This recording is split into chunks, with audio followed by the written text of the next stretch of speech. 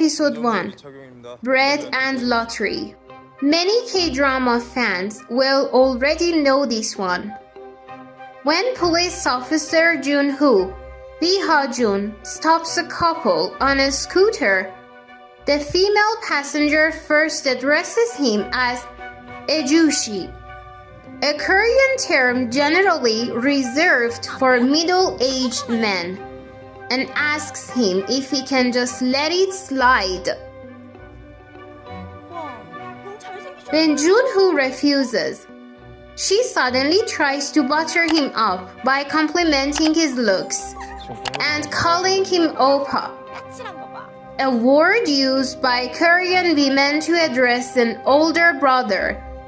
However, since the 1990s, many Korean women have also used it as a term of endearment for male friends or romantic partners who are older than them.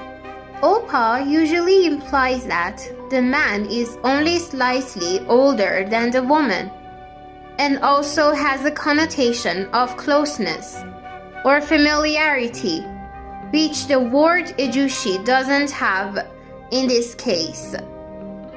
The drama Bean site has a great explainer on the meaning of oppa, which is frequently heard in K-dramas. Episode 2 Halloween Party.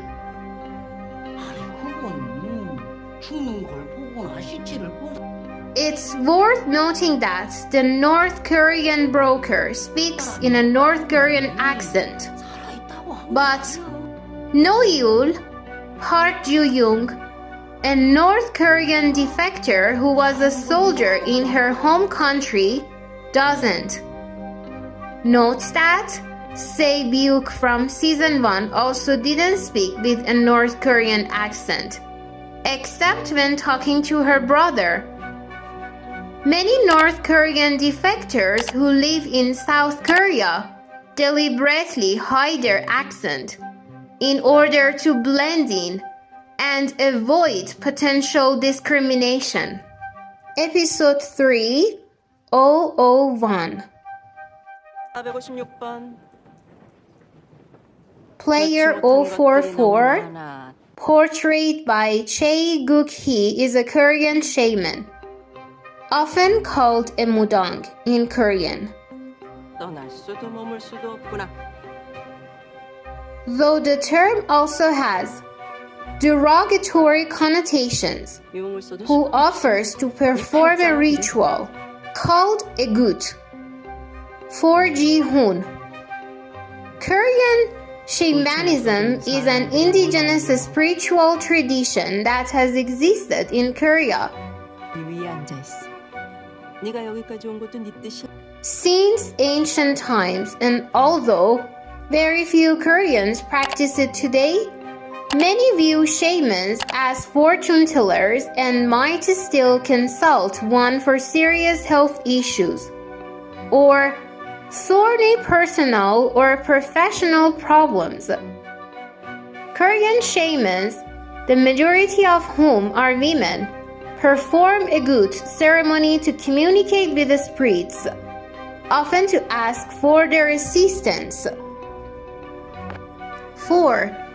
It seems only natural that a character like Myung-ji, played by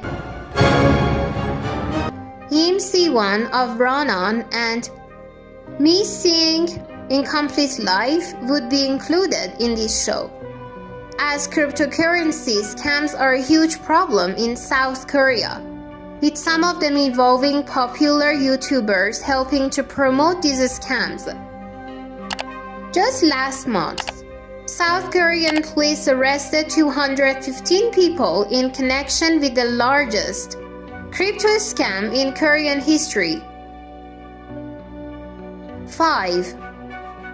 It's a bit ironic that Thanos, the retired rapper with purple hair, is played by Non rather than T.O.P., who has a few things in common with his character.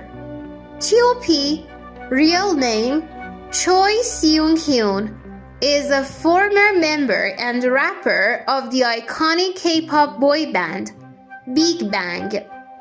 In 2017, he was handed a 10-month suspended prison sentence with 2 years probation for smoking marijuana several times. Drug abuse of any kind in South Korea comes with serious consequences.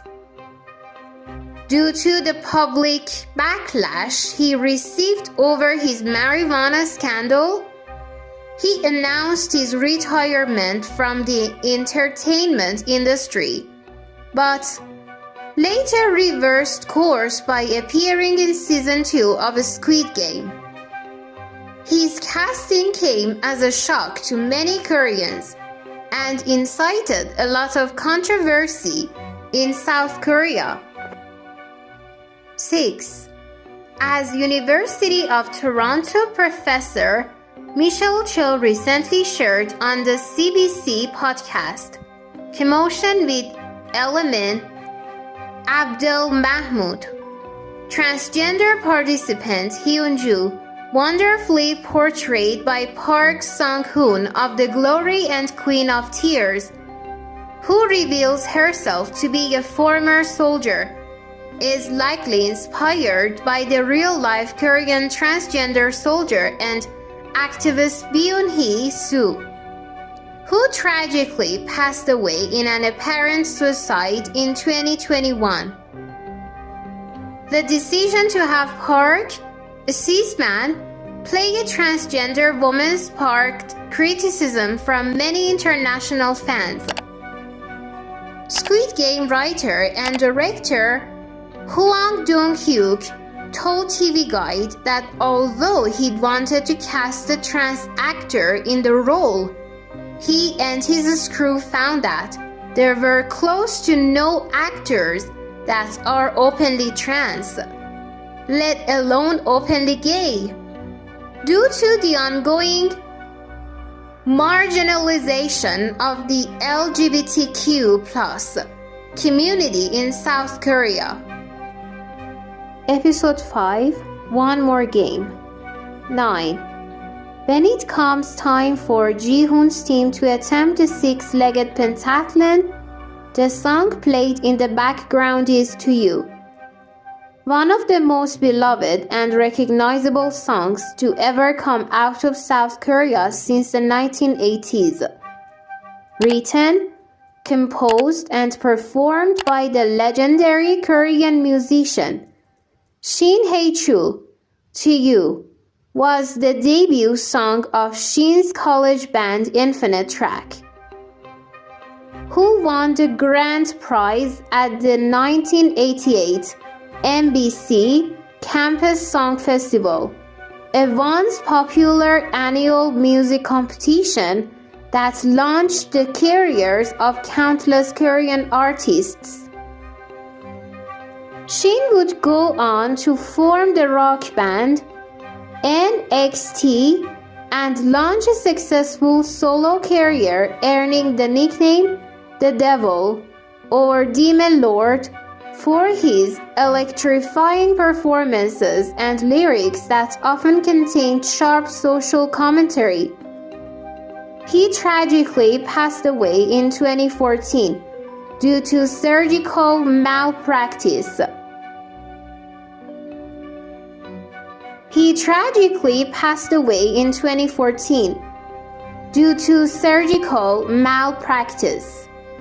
To this day, To You is considered Shin's most iconic song and is often used to cheer on teams at school festivals and sports events, making this the perfect soundtrack for this scene.